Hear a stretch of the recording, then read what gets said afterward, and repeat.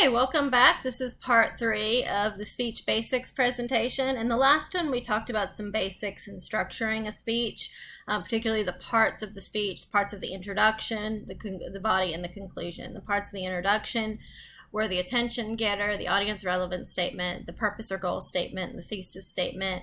The body, we talked about there should be one main point per paragraph, and paragraphs should start with the topic sentence and end with a transition sentence. And in the conclusion, we talked about how it's mostly repeating information from the speech itself.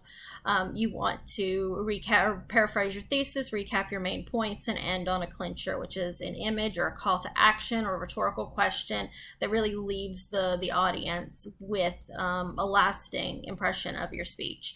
I had some technical issues, if you remember in the last one. I'm hoping I have those fixed now, but bear with me if they appear again.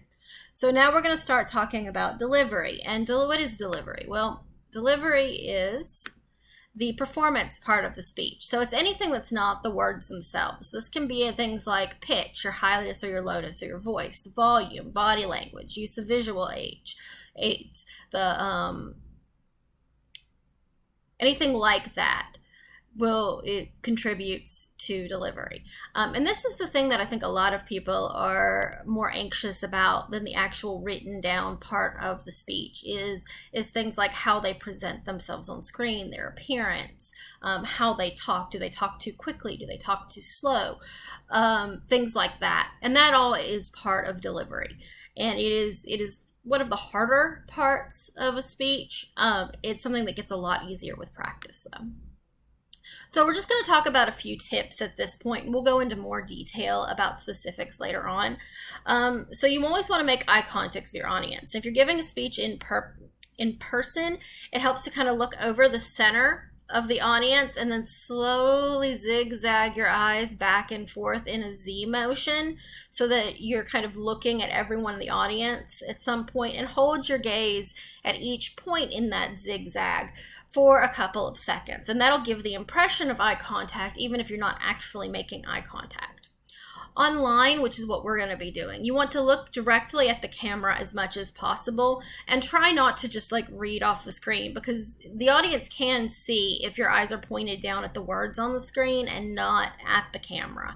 And I know that's really hard to get in the habit of,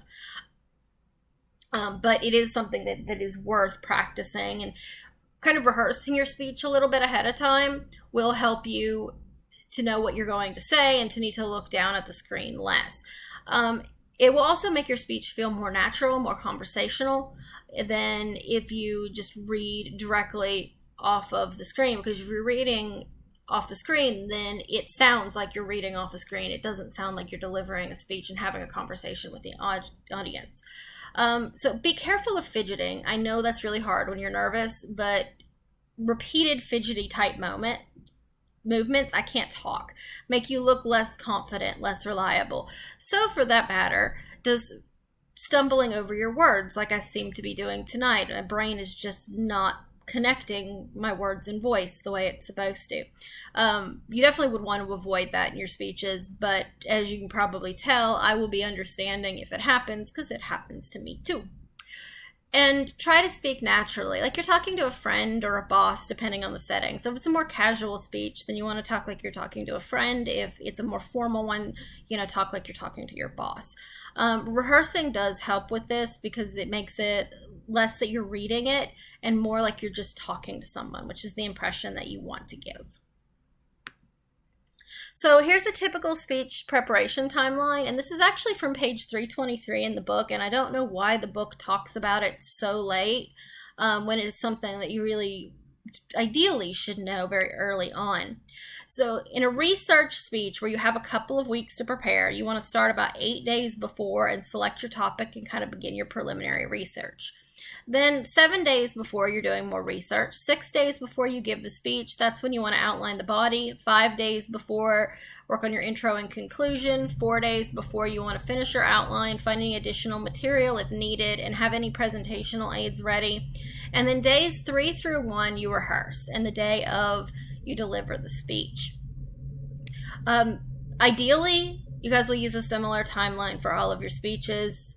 I don't fully expect that, but I would expect giving yourself 5 to 7 days and trying to have the speech basically done at least 2 days before it's due, so that you have a couple of days to kind of let it settle, look for weaknesses, and rehearse it before you actually deliver it to me. So this is just a quick overview. I know it's like 45 minutes, but it is still just a quicker overview. And we'll go into detail about more of it later. But I think seeing the big picture helps put everything in perspective.